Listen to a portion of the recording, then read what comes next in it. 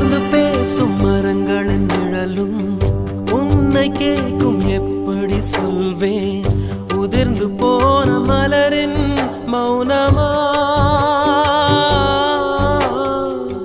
தூது பேசும் கொலுசின் ஒலியை அறைகள் கேட்கும் எப்படி சொல்வேன் உடைந்து போன வளையல் பேசுமா உள்ளங்கையில் வெப்பம் சேர்க்கும் விரல்கள் இன்று எங்கே தோளில் சாய்ந்து கதைகள் பேச முகமும் இல்லை இங்கே முதல் கனவு முடிந்திடும் முன்னமே தூக்கம் கலைந்ததே நினைத்து நினைத்து பார்த்தேன் நெருங்கி விலகி